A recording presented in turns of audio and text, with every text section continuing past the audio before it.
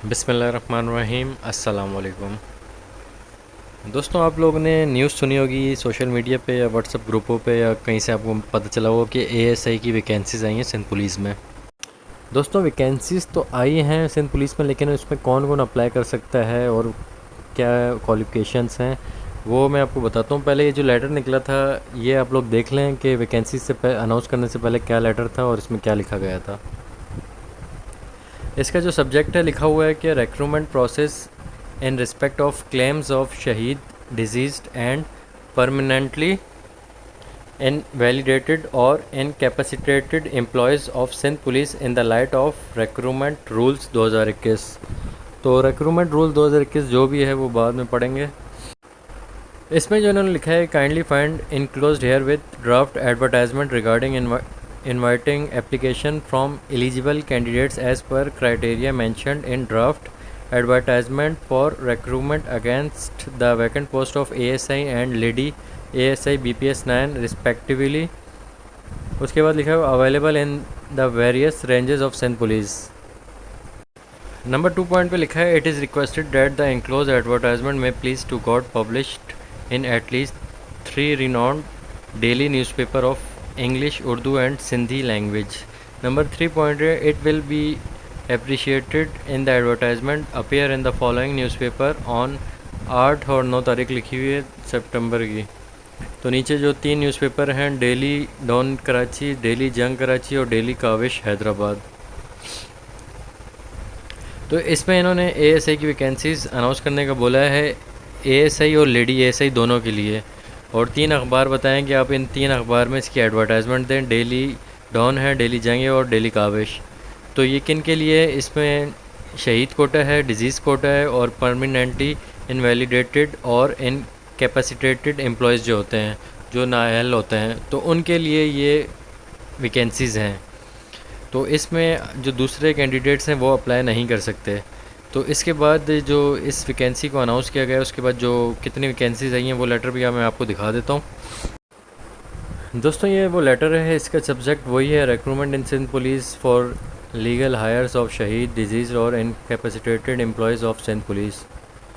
तो इसमें इन्होंने जो रेंजेस जो वैकेंसीज़ अनाउंस की हैं उसमें कराची रेंज की हैं 161 वैकेंसीज़ हैं, एएसआई और लेडी एएसआई दोनों की मिलाकर। उसके अलावा हैदराबाद की 18 हैं, मीरपुर ख़ास की 13 हैं और शहीद बेनज़ीराबाद की 7 हैं, लाड़काना रेंज की हैं 23। टोटल जो वैकेंसीज़ हैं वो 222 हैं। तो इसमें जो क्राइटेरिया है टेस्ट का कि किस तरह अप्लाई किया जा सकता है, कौन कैंडिडेट्स एलिजिबल है इसके लिए, तो कम से कम क्वालिफ़िकेशन जो इन्होंने रखी है वो ग्रेजुएशन रखी है। तो ग्रेजुएशन जो है 2nd डिवीज़न से होना चाहिए, रिकॉग्नाइज्ड यूनिवर्सिटी। उसके बाद आप लोग का जो फिज़िकल स्टैंडर्ड है, हाइट आपकी 5 फीट 5 इंच होनी चाहिए। जो चेस्ट मिनिमम जो हैं वो 33 होंगे और एक्सपेंशन के बाद 1.5 इंच यानी 34.5 होने चाहिए। तो 1600 मीटर आप लोग की रनिंग है, 8 मिनट का टाइम दिया गया है। तो 8 मिनट काफ़ी होते हैं, क्योंकि 7 मिनट होता था पहले, अब 8 मिनट में तो काफ़ी इंशाल्लाह काफ़ी कैंडिडेट्स क्लियर कर सकते हैं। इसके अलावा जो एज लिखी गई है वो है 18 से 28 साल तक। जो इसमें लेडीज़ की रनिंग के बारे में नहीं लिखा हुआ, शायद इसमें नज़र नहीं आ रहा होगा, पेपर कटा हुआ थोड़ा। तो लड़कियों की जो रनिंग होती है वो होती है 14 मिनट में 800 मीटर वॉक होती है। तो जिनको नहीं पता वो आप लोग सुन लें कि 14 मिनट में 800 मीटर वॉक होती है लेडीज़ की। तो उनकी हाइट जो है वो मेरे ख्याल से 5 फीट होती है। बाकी एज उनकी भी वही होगी 18 से 28 साल तक। जो नीचे इंपॉर्टेंट नोट लिखे गए हैं उसमें लिखा हुआ है नंबर 1 पे application processing fee of 290 rupees non refundable for physical part is required to deposit separately application form along with deposit slip can be downloaded from PTS. तो जो एप्लीकेशन फॉर्म होगा वो पीटीएस की वेबसाइट पर आएगा, हो सकता है 1-2 दिन में आ जाए। पीटीएस की वेबसाइट से आप लोग को डाउनलोड कर लेना फॉर्म।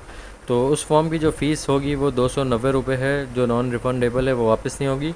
तो आपको वो फ़ीस उसके साथ फॉर्म के साथ पे करनी होगी, जो पीटीएस की वेबसाइट पर एएसआई का फॉर्म आएगा आप लोगों के लिए। नंबर 2 पे रिक्वायरमेंट्स बताइए। जो कैंडिडेट्स हैं जैसे शहीद कोटे वाले हैं उनके पास डिक्लेरेशन ऑफ शहीद का लेटर होना चाहिए, एफआईआर होना चाहिए, ऑबिच्यूरी होनी चाहिए। इसके अलावा एजुकेशन सर्टिफिकेट्स वगैरह, डोमिसाइल, पीआरसी, जो रिक्वायरमेंट्स हैं आप लोग देख लेना जो जो आपके पास है। तो नंबर 2 पॉइंट में आप लोग पढ़ लेना। इसके बाद नंबर 3 पॉइंट में भी कोटे के हवाले से बताया गया। नंबर 4 पॉइंट में जो फिज़िकल क्लियर करेगा उसको आगे रिटर्न या इंटरव्यू के लिए कॉल होगी, मतलब जो आगे का प्रोसेस होगा। तो ये उन कैंडिडेट्स के लिए बेहतरीन मौका है जिनके पेरेंट्स पुलिस में थे, जो शहीद हो गए या डिजीज़ कोटे के हैं, तो उनको अपनी रनिंग की प्रैक्टिस लाजमी करनी चाहिए। ये मौका बार बार नहीं मिलेगा क्योंकि काफ़ी सारे कैंडिडेट्स हैं जो एएसआई की वैकेंसीज़ का इंतज़ार कर रहे हैं। तो ये कोटा जब क्लियर हो जाएगा उसके बाद जनरल वैकेंसीज़ भी जो जनरल मेरिट पे होंगी वो भी अनाउंस की जाएंगी। तो फ़िलहाल ये सिर्फ कोटे बेस पे हो रही है, जो शहीद कोटा या डिजीज़ कोटा की वैकेंसीज़ थी वो अनाउंस की गई हैं।